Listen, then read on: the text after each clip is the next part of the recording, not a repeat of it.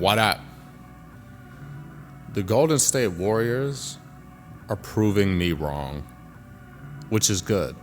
I like to be proved wrong sometimes, especially when it means that I get good basketball in return.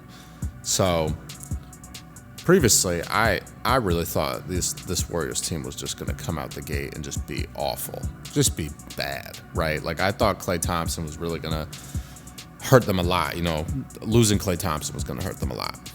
And, I mean, we'll see if that turns out to be the case, right? But the Warriors have not lost a game yet, including the preseason. So they are 7-0 dating back to the preseason. And it's just pretty incredible, right? And Buddy Hield is just having like an incredible start to the season. He's averaging like 24.5 points per game over the first two games, shooting 75% from three-point range and 69.2% overall from the field. So, I mean, if he continues to play like this, we're gonna be seeing a really good Warriors team this year. You know, second game of the season versus the Utah Jazz, 7-9 from three-point range. First game against the Portland Trail Blazers, 5-7 from three-point range. And Steph has not been playing as good, only averaging 18.5 points per game right now, 7 assists a game, but his percentages are not great, shooting 36.7% from the field, 35% from three. So it's interesting. I feel like Buddy Hield is benefiting a lot from basically what I think a lot of people thought, similar to what I thought, is that all the attention is going to be on Steph Curry. There's a world where he is just making tough shot after tough shot after tough shot, which is likely going to happen for a handful of games this season.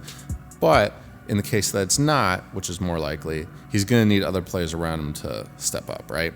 And since he doesn't have Klay anymore, it's like you're going to Buddy Hield, you're going to Brandon Pajemski, you're going to Draymond Green, I guess, but like Draymond's not a good shooter. So, you know, Wiggins not really been the best as of late.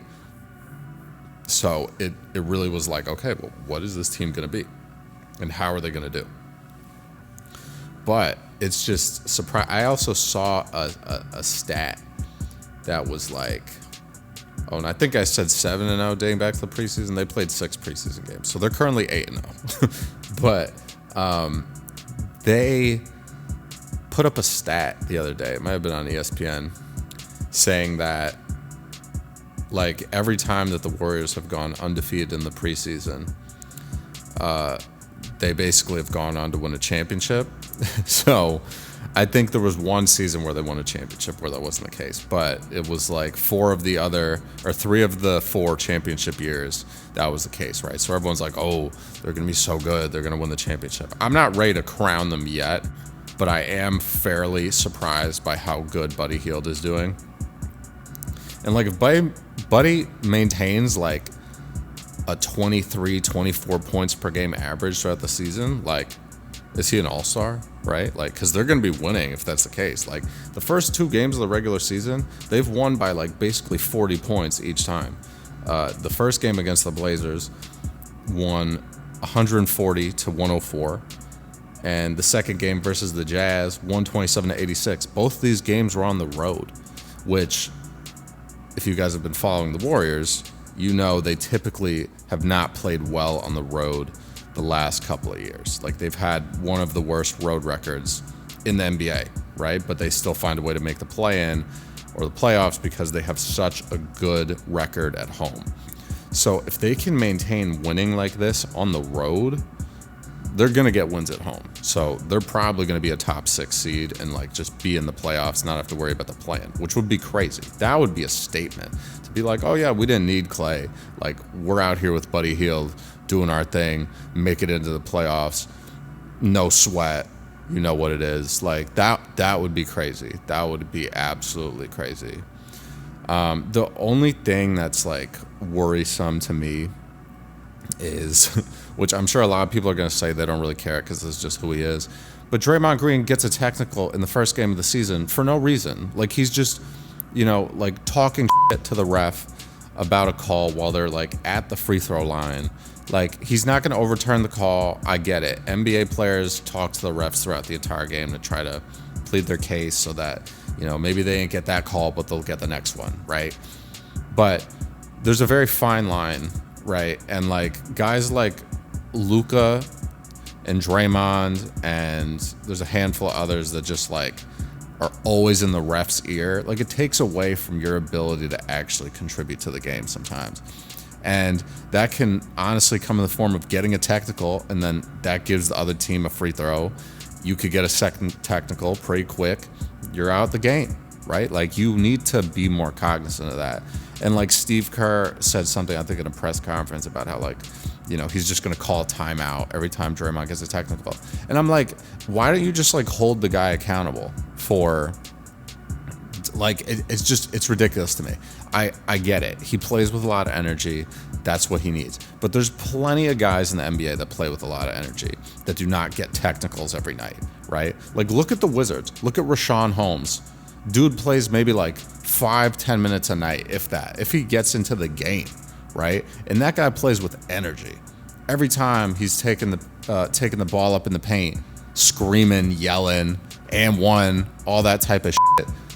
Like, you can do that. You can do that. You just can't be like offensive to people and like just like badger them and curse at them the whole game, because you already have this reputation, right? And whether or not it's valid or not, it doesn't matter. You have the reputation. You need to figure it out. And like, he has a reputation of like hurting guys, right? Like, he's like been like doing low blows, kicking. He basically punched Yusuf Nurkic in the face last year. That's what's kind of, like spurred this whole suspension that came from the league.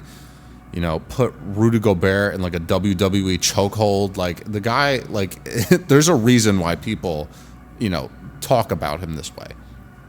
And yes, I think it was beneficial in the past when they get deep into the playoffs to have that level of emotion and things like that. You don't need to do that game one of the regular season, right? And you won by 40. You were up by a lot of points when this happened in the first game. And it's just like, he needs to get out of his own way, because if he doesn't, then he's going to start costing the team, right? Because I think they do benefit from him being on the court, because he's a very versatile, player. He's not a good shooter. He's not a great offensive player. He's a good passer. He can bring the ball up the court. He knows how to play defense. He's vocal on defense. That's the thing. Be vocal. Don't get in trouble. That's it. That's all you got to do. So I think the Warriors really need to figure that out, because it can help your team, sure, but it can also really hurt your team.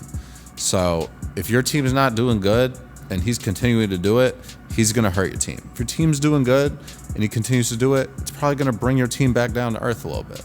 So you really need to be cognizant of what kind of things that he's saying. And I understand no one really can control the guy, right? But you got to have him be accountable for his actions. And that's the only way that you're going to really make it through this season, and, seasons beyond this as well. So let me know what you guys think. Are you surprised by, the hot start by the Warriors, blowing out other teams, and, the success of Buddy Hield specifically? I would love to hear your thoughts.